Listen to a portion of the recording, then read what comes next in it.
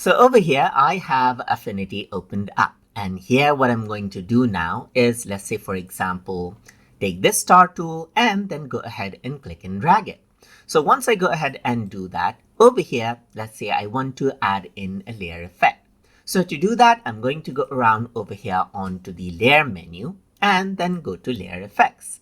Once I do that, I'm going to go ahead and select, let's say 3D layer right here. I'm going to increase out the radius right here, just like this. Let me just go ahead and also add in, let's say, an outer shadow right here. And I'm going to change around the radius and change around the offset right here, just like this as well. Let me just go ahead and change the color of the shadow as well.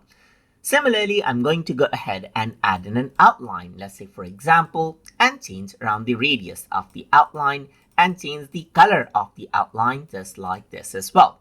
So as I were to close, you can see that for this shape, this effect is there. So now, if I were to actually go ahead and bring in another shape, you don't have the same effect applied. And it would be actually time consuming to go ahead and then go to a layer and then go to layer effect and apply it again. So if I want to simply copy out the same effect, I can simply select out this layer right here, and then I can go to edit and then go to copy right here.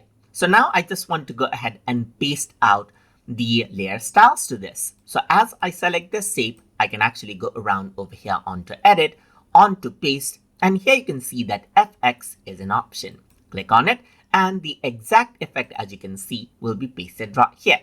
If I were to right click, you don't see the same option in paste. It'll simply copy and paste the star right here. So if you were to go to edit and then go to paste right here and effects, you can see that the same effect will be copied and pasted.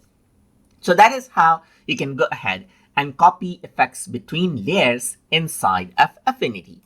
So I hope you guys learned something as always. And as always, please like, comment, share, and subscribe